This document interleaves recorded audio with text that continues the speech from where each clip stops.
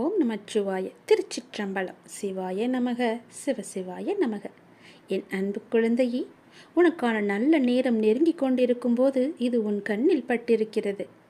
இனி உன் வாழ்க்கை சந்தோஷமாகவே இருக்கப் போகிறது. கண்ணில் பட்டும் இதை நீ அலட்சியம் செய்யக்கூடாது. உறவுகளால் நீ நிராகரிக்கப்பட்டால் என்ன அர்த்தம் தெரியுமா? இந்த சிவன் மடியில் அமர்வதற்காகத்தான் அவர்கள் உன்னை நிராகரிக்கிறார்கள் என்பதை புரிந்து கொள். அவர்கள் தந்த அவமானமும் என்னை வந்து சேர்வதற்குத்தான். ஏன் தெரியுமா? உன்னை உயரத்தில் வைத்து அழகு பார்க்கப் போகிறேன் என அவர்களுக்கு தெரியாது. உன் வாழ்வு மேம்பட நான் உறுதியாக உன் கூடவே இருப்பேன். உன்னை வழி நடத்துவேன். உன்னை மடி தாங்குவேன். என் கரம் கொண்டு உன்னை கரை சேர்ப்பேன். எதற்கும் கலங்காதே. உன் துணிவான நெஞ்சோடு நிமிர்ந்து நில். என் ஆசி உனக்கு கிடைத்து கொண்டே இருக்கும். அடுத்தடுத்து வரும் திருப்பங்களால் உன் விருப்பங்கள் நிறைவேறும். ஆனால் சில திருப்பங்கள் அச்சுறுத்துவது போல தோன்றினாலும் நன்மையாகவே முடியும். நீ சிலரிடமிருந்து விலகினாலும் உன் மதிப்பு குறைவதில்லை. அவர்கள் உன்னை தேடி வருவார்கள். நீ செய்த நல்ல கர்மாக்கள் உன்னை உயர்த்தி பிடித்து கொண்டே இருக்கின்றன. யாரையும் பகைத்து கொள்ளவோ வெறுக்கவோ நீ செய்யாதே. அவர்கள் உன் வளர்ச்சியில் முன்வந்து உதவப் போகிறார்கள். அன்பும் கருணையும் எப்போதும் உன் மனதில் இருக்கட்டும். நன்மைகள் நிச்சயமாகவே உனக்கு நடக்கும். உன் முயற்சி வெற்றி தரும். நல்ல நேரம் நெருங்கும் போது இது உன் கண்ணில் பட்டிருக்கிறது. உடனே கெட்டுவிடு. உனக்கு யார் என்ன கெடுதல் செய்தாலும் அதை அவர்களுக்கே நான் திருப்பி கொடுப்பேன். இதுவே சிவனின் வாக்கு. எப்பேற்பட்ட கஷ்டங்களிலிருந்து விடுபடவும் எண்ணியது எண்ணியபடி நடக்கவும் கண்கண்ட தெய்வமாய் விளங்குவது எல்லாம் வல்ல இறைவன் ஈசன்தான். ஆனந்த கண்ணீர் வருகிறது. என் வாழ்க்கைக்கு நீ ஒரு நோக்கம் கொடுத்தாய், அர்த்தம் கொடுத்தாய், பெரிய தோல்விகளை கொடுத்தாய். அதிலிருந்து எப்படி மீண்டு வருவது என்று எனக்கு பாடத்தையும் கற்றுக் கொடுத்தாய். மீண்டு வரவும் வைத்தாய். என் வாழ்க்கை மூலமே என்னை கற்றுக்கொள்ள வைத்தாய். இப்போது தோல்வியில் என் மனம் சமநிலை அடைந்து விட்டது. அதுபோல் வெற்றியிலும் ஆடாமல் என் மனம் சமநிலையில் இருக்க அருள் புரிவாய். எனக்குள்ளிருந்து வழி நடத்தும் ஈசனே, இதை இறுதி வரை தொடர்வாய். நீ என் மூலமாக செய்யும் பணியால் உன் திருப்புகழை நான் அடியவர்களிடம் சேர்க்க வழி தந்தாய். உன் அடியவர்களின் அன்பான மனதில் அடியேனுக்கும் சிறு இடம் தந்தாய். நன்றி ஈசனே, மிக்க நன்றி. திருவாசகம் படிப்பதால் என்ன பயன்? அதன் மந்திர சக்தி என்ன? சிவபுராணம் என்றால் என்ன? அதை தினமும் படிப்பதால் வரும் பயன்கள் என்ன? சிவபுராணத்தின் பெருமைகள். தில்லையில் ஒரு ஆணி மாதம் ஆயில்யம் அன்று சிவபெருமான் அந்தணர் வடிவம் தாங்கி திருநீறு பூசி மாணிக்க வாசகர் தங்கியிருந்த மடத்திற்கு வந்தார். வந்தவர் மாணிக்க வாசகர் பெருமானிடம், தாங்கள் எழுதிய திருவாசகத்தை நீங்கள் ஒரு முறை சொன்னால் அப்படியே ஓலைச்சுவடிகளில் எழுதி கொள்கிறேன் என்றார். மாணிக்க வாசகர் அமர்ந்து இருந்தபடியே 51 பதிகங்கள் கொண்ட திருவாசகத்தின் 658 பாடல்களையும் சொல்ல சொல்ல பெருமான் எழுதி கொண்டார். எழுதி கொண்ட திருவாசம் அடங்கிய அத்தனை ஓலைச்சுவடிகளையும் பெருமான் நாடரசா சன்னதி முன்பு வைத்துவிட்டு மறைந்து விட்டார். மறுநாள் ஆனி மாதம் மகம் நட்சத்திரத்தன்று ஆலயத்திற்கு வந்த தில்லைவாழ் அந்தணர்கள் எனப்படும் தீட்சதர்கள் கூத்த பெருமான் சன்னதியில் நிறைய ஓலைச்சுவடிகளை கண்டு திகைத்து போயினர். ஓலைச்சுவடிகள் அத்தனையும் எடுத்து பார்த்த தீட்சிதர்கள் கடைசி ஓலையில் மாணிக்க வாசகர் சொல்ல அழகிய சிற்றம்பலமுடையான் எழுதியது என கையொப்பமிடப்பட்டிருந்தது. மீண்டும் திகத்து போய் பெருமான் கருணையை வியந்த அந்தணர்கள் மாணிக்க வாசகர் தங்கியிருந்த இடம் சென்று நடந்தவற்றை கூறி அவரை அழைத்து வந்தார்கள். ஓலைச்சுவடிகளில் உள்ள ஒவ்வொரு திருவாசக பாடலையும் பார்த்து கடைசியில் பெருமானது கையொப்பத்தையும் கண்டு பிரமித்தவராய், ஆம், அடியேன் சொல்ல எழுதப்பட்டதுதான் என்று சொல்லி வந்தது பெருமான் தான் என நினைத்து உள்ளம் முருகி கண்ணீர் சொரிந்தார். தீட்சதர்கள் மாணிக்க வாசகரிடம் ஓலைச்சுவடியில் உள்ள திருவாசகத்திற்கு பொருள் கூறுமாறு வேண்டினார். மாணிக்க வாசகர் மந்தகாச புன்னகையுடன் நடன கோலத்தில் இருக்கும் நடராச பெருமானை காட்டி, இப்பாடல்கள் அனைத்தும் இவர்தான் பொருள் என்றார். அப்படி மாணிக்க வாசகர் கூறியதும் பெருமான் அருகே ஒரு ஒளி தோன்றியது. அதை நோக்கிய வண்ணம் உள்ளே சென்ற மாணிக்க வாசகர் சிவபெருமானிடம் இரண்டர கலந்து விட்டார். ஆக ஆணி மகம் மாணிக்க வாசகரின் குரு பூஜை நாள். நமச்சிவாய என்னும் 5 எழுத்தில் திருவாசகத்தின் முதல் பதிகமான சிவபுராணம் தொடங்குவது. இரண்டாவது சிறப்பு, சிவபுராணத்தின் முதல் 6 வரிகள் வாழ்க என முடியும். மூன்றாவது சிறப்பு, அதை அடுத்த 5 வரிகள் வெல்க என முடியும். நான்காவது சிறப்பு, அடுத்த 8 வரிகள் போற்றி என முடியும். இவ்வாறு 6, 5, 8 என அமைந்திருப்பது திருவாசகத்தின் 658 பாடல்களை குறிக்கின்றது. சிவபுராணத்தின் 32வது வரியில் மெய்யே உன் பொன்னடிகள் கண்டின்று வீடுற்றேன் என பாடியிருப்பார். இது மாணிக்க வாசகர் 32 வயதில் முக்தி அடைந்ததை சூட்சமாக குறிக்கும். திருவாசகத்தின் 18வது வரியான அவன் அருளாலே அவன் தாள் வணங்கி என்பது படிப்பவர் அனைவரையும் உருக்குவதாக இருக்கும். ரமண மகரிஷி திருவண்ணாமலையில் தமது தாயார் உடல் நலமின்றி இருந்த கடைசி நாளில் அன்னை அருகே அமர்ந்து தொடர்ந்து திருவாசகம் படித்தார். அன்று இரவி அவரது அன்னை முக்தி அடைந்தார். காஞ்சி மகா பெரியவரிடம் குழந்தை இல்லாத ஒரு தம்பதி சென்று தங்கள் குறையை கூறினர். பெரியவர் திருவாசக புத்தகத்தை கொடுத்து ஒரு குறிப்பிட்ட பதிகத்தை தினமும் படிக்கச் சொன்னார். அவர்களுக்கு வரிசையாக 6 குழந்தைகள் பிறந்தன. இறந்த வீட்டில் கட்டாயம் சிவபுராணம் படிக்க வேண்டும். புல்லாகி பூடாகி புழுவாய் மரமாகி பல் விருகமாகி பறவையாய் பாம்பாகி கல்லாய் மனிதராய் பேயாய் கணங்களாய் என சுவை நிறைந்த திருவாசகத்தின் பெருமைகளை சொல்லிக் கொண்டே போகலாம். சொல்லிய பாட்டின் பொருளுணர்ந்து சொல்லுவார் செல்வர் சிவபுரத்தின் உள்ளார் சிவனடி கீழ் என்று வரியும் இருக்கிறது. எனவே தினமும் காலையும் மாலையும் ஒரு வேளையாவது நீங்கள் தினமும் திருவாசக படிக்க வேண்டும். சிவனின் அருளை பெற வேண்டும். முக்தி என்ற நிலை வேண்டுமானால் திருவாசகத்தை நீங்கள் படியுங்கள். அல்ல ஓதுவார் ஓத அதை கேட்டுக்கொண்டாக இருங்கள். உனக்கு யார் என்ன கெடுதாலும் அதை செய்தாலும் அதை அவர்களுக்கு திருப்பி கொடுப்பதுதான் சிவனின் வாக்கு. இதை நீங்கள் பின்பற்றி வாருங்கள். எல்லோருக்குமே நீங்கள் நல்லது மட்டுமே செய்யுங்கள். உன் மனதிற்கு நீ எப்பொழுதும் சந்தோஷமாகவே இருப்பாய். நீ எப்பொழுதும் நன்றாகவே இருப்பாய். உன்னுடைய கடந்த கால நஷ்டங்கள், இழப்புகள், ஏமாற்றங்கள், காயங்கள், தோல்விகள் எல்லாம் மறந்து போகும் அளவிற்கு உனக்கு நான் மிக பெரிய மகிழ்ச்சியை தரப்போகிறேன். என் ஆசையுடன் நீ நன்றாகவே இருப்பாய். நீ என்னுடைய பிள்ளை. இறைவா, எனக்கு ஏன் இந்த சோதனை என்று நீ புலம்பாதே. மரத்திற்கு இலையுதிர் காலத்தை வைத்தவன் வசந்த காலத்தையும் வைத்திருக்கிறான். ஞாபகம் இருக்கிறதா? அதே போல உன்னுடைய துன்பமான நாட்கள், உன்னுடைய சோதனை காலம் எல்லாமே முடிந்து உனக்கு வசந்த காலம் வீசும். அதே போல நம்மையும் நிரந்தர துன்பத்தில் வைக்க மாட்டார் என்று நீ நம்ப வேண்டும். நீ நினைத்தது நடக்கவில்லை என கவலைப்படுகிறாய் மகளே. அது நடக்க வேண்டிய நேரத்தில் இந்த அப்பாவின் ஆசையோடு நடக்கும். நீ முயற்சி செய். உனக்கான பலன் நிச்சயமாகவே கிடைக்கும். முயற்சியை மட்டும் நீ கைவிட்டு விடாதே. உன்னோடும் உன் குடும்பத்தோடும் தான் நான் இருந்து கொண்டே இருக்கிறேனே. நீ எல்லா செல்வ வளங்களையும் பெறுவதற்கு உனக்கே அரிதான வாய்ப்பு ஒன்று கிடைக்கும். பேரும் பெற்று சீரும் பெற்று சிறப்பாக நீ வாழப்போகிறாய். நிம்மதியான மகிழ்ச்சியான வாழ்க்கையை நீ வாழப்போகிறாய். நீ எதை பற்றியுமே எதிர்மறை சிந்தனைக்கு உன் மனதில் நீ இடம் கொடுக்க கூடாது. ஒன்றை மற்றும் நீ நினைவில் வைத்துக்கொள். நாம் செய்த புண்ணியமும் தர்மமும் நமக்கு இடம் தெரியாத இடத்தில் இக்கட்டான சூழ்நிலையில் ஏதாவது ஒரு ரூபத்தில் உன்னை காப்பாற்றும். அப்படித்தான் நீ என்றோ செய்த தர்மம் இன்று உன்னை காப்பாற்றி இருக்கிறது. இறைவன் யாருக்கு எதை விதித்துள்ளான் என்பது இறைவனுக்கு மட்டுமே தெரிந்த விஷயம். இறைவன் எழுதாமல் எதுவும் நடக்காது. இறைவனை நாடாமல் எதுவும் நமக்கு கிடைக்காது. முயற்சி மட்டும்தான் நம்முடையது. அதற்கான முடிவு இறைவனின் கையில் இருக்கிறது. அது இறைவனுடையது. அதற்காக நீ வருந்தாதே. எதை இழந்தாலும் அது இன்னொரு வடிவில் அது உன்னை வந்து சேரும் என்று நம்பு. எனக்கு அப்பா செய்வது எல்லாமே என்னுடைய நன்மைக்கு மட்டும்தான் என்று நீ நம்பு. வாழ்க்கையின் சந்தோஷத்தை பிற நபரோடு நீ தேடாதே. உங்கள் சந்தோஷத்தை உனக்குள்ளேயே தேடு. உங்கள் பிறவியின் காரணத்தை தேடு. உங்களின் வளர்ச்சியின் தடைகளை தேடு.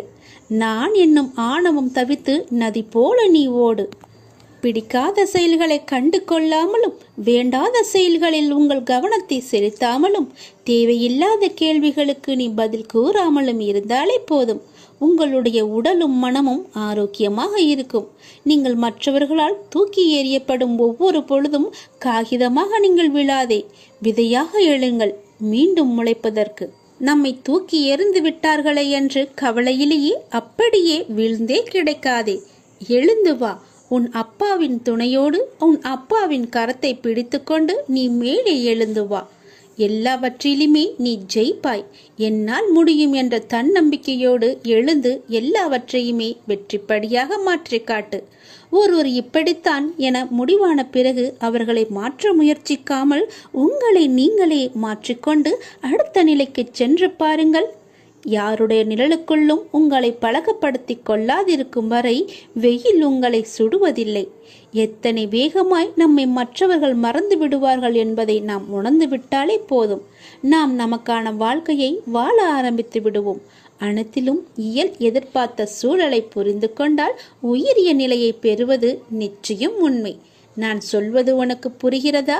நான் சொல்வது புரியவில்லை என்றால் மீண்டும் ஒரு முறை கேட்டு அதன்படியே நட. உனக்கு வெற்றி நிச்சயம் காத்திருக்கிறது. இந்த விஷயத்தை நான் வெகு நாட்களாக உன்னிடம் சொல்ல வேண்டும் என்று நான் நினைத்து கொண்டிருந்த விஷயத்தை இப்பொழுது நான் உன்னிடம் சொல்லிவிட்டேன். இப்பொழுதுதான் எனக்கு மன ஆறுதலாக இருக்கிறது. இனி நீ பிழைத்துக் கொள்வாய். என் குழந்தைதான் எனக்கு முக்கியம். நான் ஒவ்வொரு வினாடியும் உன்னுடன் தான் இருப்பேன். நீ தனியாக நடப்பதாக நினைக்கிறாயா? உன் பாதை என்பது என்னால் வடிவமைக்கப்பட்டது. என் அனுமதி இல்லாமல் எதுவுமே இங்கு நடக்காது, தெரியுமா? நீ ஏன் எல்லாவற்றையும் உன் தலையில் வைத்து கொண்டிருக்கிறாய்? ஏன் உன் அப்பா நான் உன் வழிகளை தாங்க மாட்டேன் என்று நினைக்கின்றாயா? நீ எப்போது என்னை அப்பா என்று அழைத்தாயோ அப்போதே எல்லா உரிமையும் உனக்கும் எனக்கும் இருக்கிறது. நீ அழும்போது என்னுடைய மனம் துடிக்கின்ற துடிப்பை என்னால் எந்த வார்த்தைகளில் உன்னிடம் கூறுவது என்று தெரியவில்லை. உன் மனவழி, உன் உடம்பில் ஏற்படும் என அனைத்து வழியையும் நீ என் பெயர் சொல்லி என்னால் அதை தாங்க முடியாது, எனக்கும் அதற்கான பலத்தை தாருங்கள் அப்பா என என்னிடம் கேட்கிறாய் அல்லவா? உன் வலியை நான் தாங்க மாட்டேனா? உன் கண்ணீரை காணும்போது அதுதான் எனக்கு வலியை, மிகுந்த வலியை ஏற்படுத்துகிறது.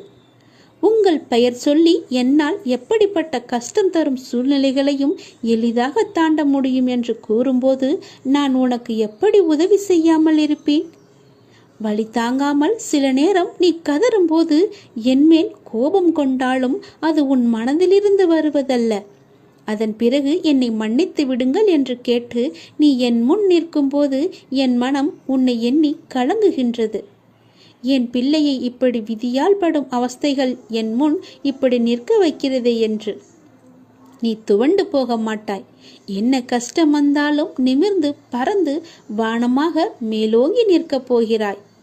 யார் கைவிட்ட போதிலும் என் பக்தனாகிய உன்னை நான் ஒருபோதுமே கைவிட மாட்டேன். நீ எங்கு சென்றாலும் உன்னுடனே நான் இருப்பேன். எதை பற்றியுமே நினைக்காதே. உனக்காக யாருமே இல்லை என நீ வருந்தக்கூடாது. நீ அப்பா என அழைத்தால் உன்னை காக்க நான் வருவேன். நீ நினைத்தது நடக்கும். உன் வீட்டில் நீ நடக்க விரும்பும் சுப காரியங்கள் எல்லாவற்றையுமே நான் நடத்தி காமிக்கிறேன். என் ஆசையோடு நடக்கும். உன் முயற்சிக்கான பலன். வெகு நாட்களாக முயற்சி செய்து கொண்டே இருக்கிறாய் அல்லவா? எனக்கான வேலை வேண்டும், அதற்காக நான் முயற்சி செய்து கொண்டே இருக்கிறேன் அப்பா. எனக்கான சரியான வேலையை எனக்கு வாங்கி தாருங்கள். அந்த வேலையின் பொறுப்பை உங்களிடமே நான் ஒப்படைத்து விட்டேன் என்று என்னிடம் நீ கண்ணீர் விட்டு அழுவாத குறையாக என்னிடம் நீ கேட்டாய் அல்லவா? உன் மனக்குமுறல், உன்னுடைய மனவேதனை, உன்னுடைய மன வலி எவ்வளவு என்பது எனக்கு தெரியும். எனக்காக ஒரு நிரந்தர வேலை வாங்கி தாருங்கள் அப்பா என்று என்னிடம் நீ கேட்டாய் அல்லவா? அந்த முயற்சிக்கான பலனை நான் உனக்கு தரப்போகிறேன். நிச்சயம் அது உனக்கு கிடைக்கும். விரைவாகவே அந்த வேலையில் நீ உன் கையொப்பத்தை இடு. அதற்காக உன்னை நீ தயார்படுத்திக்கொள். இப்போது என்னுடைய ஆசையுடன் நீ முழுமையாகவே காப்பாற்றப்பட்டு விட்டாய். இனி எதற்காகவுமே நீ பயப்படக்கூடாது. நினைத்து கூட பார்க்காத விஷயங்கள் நடப்பதைக் கண்டு ஆச்சரியமடையப் போகிறாய். அமைதியற்ற மனநிலையிலிருந்து வெளிவரப் போகிறாய். என்னுடைய ஆசி என்பதை நீங்கள் உணர்ந்து கொள்ளப் போகிறாய். சரியான பாதையில் என் அப்பா என்னை அழைத்துச் செல்வார் என்ற நம்பிக்கையோடு இத்தனை நாட்களாக நீ காத்திருந்தாய் அல்லவா? அதற்கான பலனோடும் வட்டியோடும் நான் வந்திருக்கிறேன். என்னை தொட்டு எப்பொழுது என்னை அப்பா என்று கூப்பிட்டாயோ அதற்கான முதல் வேலையை நான் செய்ய தொடங்கிவிட்டேன். இனி எல்லாமே உனக்கான வெற்றி பாதையாக மட்டுமே அமையப் போகிறது. நீ கேட்ட வேலை உனக்கு நிரந்தரமாக கிடைக்கப் போகிறது. அதை பெற்றுக்கொண்டு உன் வாழ்வை நீ இனிமையாக பொழுதாக மாற்றிக்கொள். இதுதான் என்னுடைய உனக்கான ஆசீர்வாதம். உனக்கு எப்பொழுதுமே என்னுடைய ஆசியும் துணையும் எப்பொழுதுமே இருக்கும். உனக்கு பக்க பலமாக இருந்து உன்னை காப்பாற்றுவதுதானே உன்னுடைய அப்பாவின் வேலை. உன் அப்பா நான் சொல்கிறேன். உனக்கு தரும் இந்த வேலை நிரந்தரமான வேலை. என்னுடைய துன்பங்களுக்கெல்லாம் ஒரு தீர்வு கிடைக்காதா என்று ஏங்கி தவித்த உனக்கு ஒரு நிரந்தர தீர்வை தரப்போகிறேன். கேள். மகிழ்ச்சி என்பது வேறு எங்கும் நீ தேடி பெற முடியாது. அது முழுமையாக அடையக்கூடியதல்ல. அது உனக்குள்ளேயே ஊற்றெடுத்து நீங்கள் அந்த இயல்பிலேயே இருக்க வேண்டியது மிகவுமே அவசியம். மகிழ்வு என்பது உங்களின் ஏற்றுக்கொள்ளுதலை பொறுத்துதான் ஒவ்வொன்றும் அமைகிறது. பிறர் மகிழ்ச்சியாக இருக்கிறார்கள் என்று பார்த்தவுடன் தீர்மானித்து விடாதீர்கள். உங்களால் நினைத்து கூட பார்க்க முடியாத அளவிற்கு சோகங்கள் பிறர் வாழ்விலும் உண்டு. ஆனால் அதனை ஏற்றுக்கொண்டு சமநிலையில் வாழ்வதில் தான் இருக்கிறது உங்கள் வாழ்க்கையின் யதார்த்தமான சூழல். நீங்கள் தான் ஏற்படுத்தி கொள்ள வேண்டும் ஒரு மகிழ்ச்சிகரமான சூழலை. அதற்கான சாவி உங்களிடம் மட்டும்தான் இருக்கின்றது. எல்லோரையும் மகிழ்ச்சியாக வைத்துக்கொள்ள நினைப்பவர்கள் எப்போதும் மகிழ்ச்சியாக இருப்பதில்லை. மற்றவர்களை மகிழ்வித்து மகிழ் என்பதே இங்கு பொய்யாய் போய்கொண்டிருக்கின்றது. உன்னுடைய உழைப்பும் சொற்களும் உனக்கும் பிறருக்கும் பயனுள்ளதாக இருந்தால் மகிழ்ச்சியானது தானாக வரும். மகிழ்ச்சி வெளியில் இருப்பதாக மனிதன் தவறாக எண்ணிக்கொண்டிருக்கின்றான். அது அவன் மனதில் தான் இருக்கின்றது. நேற்று நடந்தவற்றை உங்களால் மாற்ற முடியாது. நாளை நடப்பதை தடுக்கவும் முடியாது. இன்றைய பொழுதில் இந்த கணத்தில் மகிழ்ச்சியாக வாழுங்கள். அதுதான் எல்லா துன்பங்களுக்கும் ஒரே தீர்வு. உன்னை யாரும் புகழும் போது மகிழ்ச்சி அடையாதே. அதை போல உன்னை இகழும் போதும் நீ கவலைப்படாதே. புகழையும் இகழையும் சமமாக கருதுபவரே மன அமைதியுடன் வாழ முடியும். நமக்கு கிடைக்கும் மகிழ்ச்சி என்பது இடங்களை பொறுத்து அமைவதில்லை. நம்மோடு பயணிக்கும் மனிதர்களை பொறுத்துதான் அமைகின்றது. மண் குடிசையில் வாழ்ந்தாலும் மனதிற்கு மகிழ்ச்சியாகத்தான் இருக்கும். மனதிற்கு பிடித்தவருடன் வாழ்ந்தாள். உன் மகிழ்ச்சியை அடுத்தவர்களிடம் நீ தேடாதே. அது உனக்கு தனிமையை மட்டுமே தரும். உன் மகிழ்ச்சியை உனக்குள்ளே தேடு. மகிழ்ச்சியாயிரு. எதிர்பார்த்த போது கிடைக்காத எதுவும் அதன் பிறகு எத்தனை முறை கிடைத்தாலும் அது மகிழ்ச்சியை கொடுக்காது. மகிழ்ச்சி இருக்கும் இடத்தில் வாழ நினைப்பதை விட நீ இருக்கும் இடத்தை மகிழ்ச்சியாக உண்டாக்கு. மகிழ்ச்சியாக வைத்துக் கொள்வதற்கு என்ன செய்ய வேண்டுமோ அதை நீ செய்.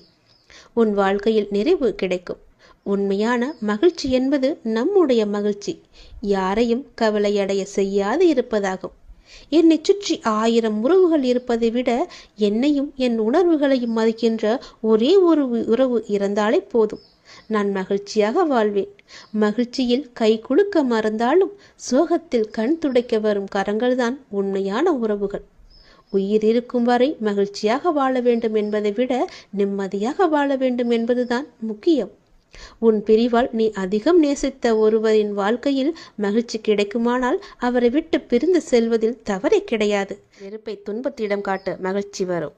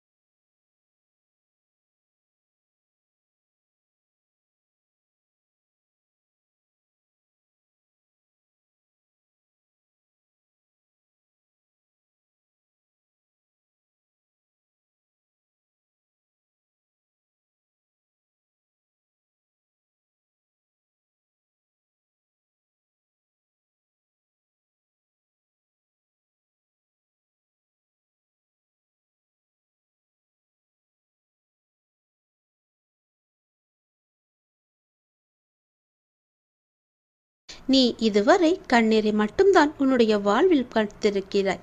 உன் வாழ்க்கையில் என்னுடைய அற்புதத்தையும் அதிசயத்தையும் இப்போது நான் நிகழ்த்தப் போகின்றேன். உன் மனதிலுள்ள ஏகப்பட்ட ரகசியங்கள் எவ்வளவு என்று எனக்கு தெரியும். யாரிடமும் சொல்லாமல் அதை பத்திரமாக உனக்குள்ளே வைத்திருந்தாய் அல்லவா? அது இப்போது இன்று எனக்கு தெரிய வந்துவிட்டது. உன் ரகசியத்தை நான் உடைத்தெறியப் போகிறேன். உன் வாழ்க்கையில் இனி கண்ணீர் என்பதே இருக்காது. இந்த முருகன் நான் உனக்கு வாக்கு தருகிறேன். உன் வாழ்க்கையில் நல்லது நடக்கப் போகின்றது. உன் வாழ்வு வளம் பெறும் நேரம் இது. 1000 ஆசைகள் அலைந்து ஓடிக்கொண்டிருக்கும் உன் வாழ்வில் சூறாவளி புயல் போல வந்த துன்பத்தினால் வாழ்வின் நிலை மாறி தவித்துக் கொண்டிருக்கின்றாய். உன் தளராத மனமும் சிதறாத கவனமும் மாறாத பக்தியால் வாழ்வை பாங்குடன் நடத்தி செல்கின்றாய்.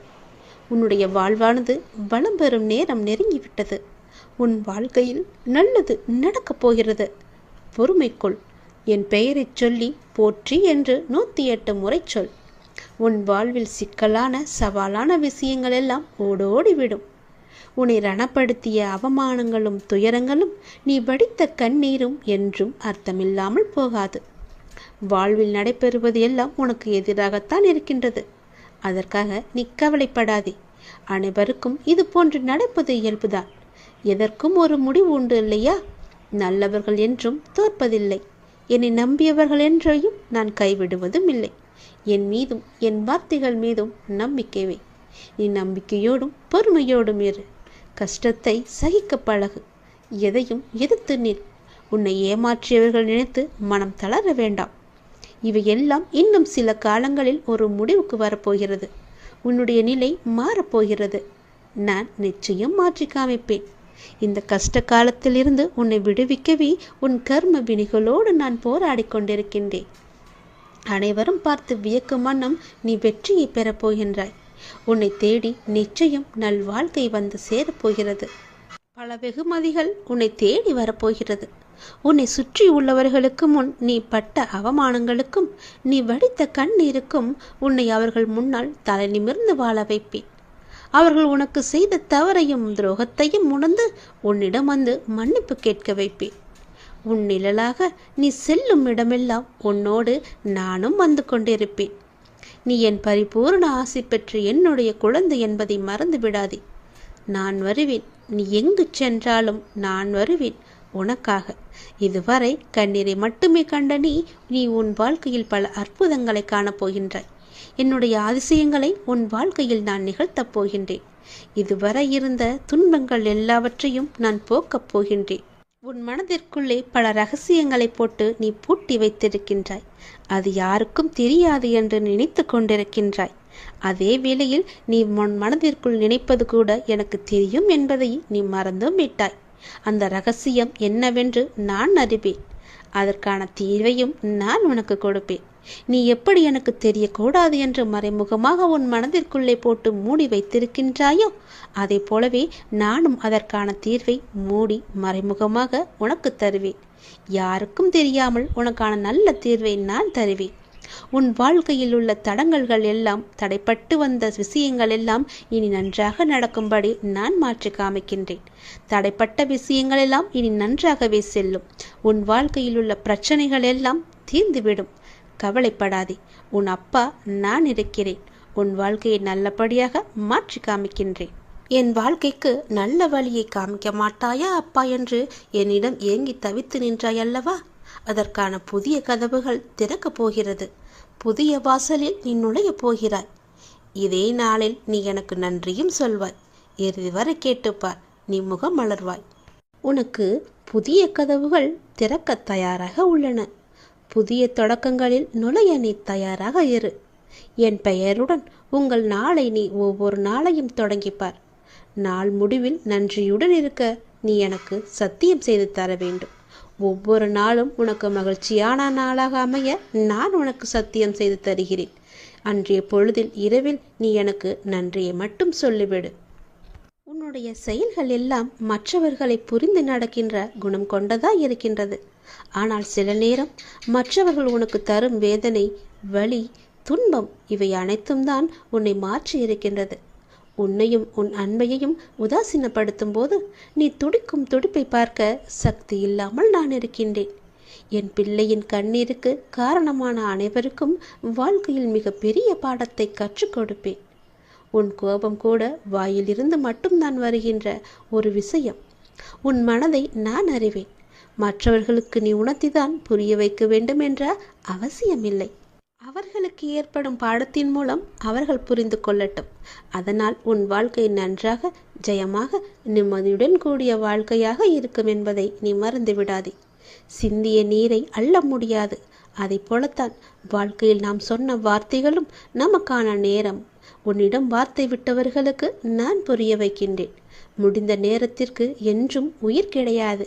ஆனால் நல்ல விஷயங்களை கற்றுக் கொடுத்த நேரத்தை மட்டும் நீ யோசித்து அதற்கு உன் நிகழ்காலத்தில் உயிர் அர்த்தத்தை கொடு.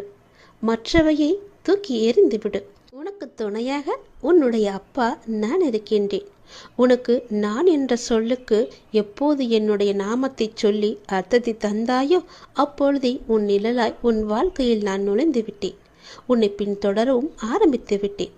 சில நேரம் நிழல்கள் கண்களுக்கு புலப்படாது. ஆனால் உனக்கு நான் உயிராய் எப்போதுமே துணை இருப்பேன். ஒரு அம்மாவாக உன் கூடவே இருப்பேன்.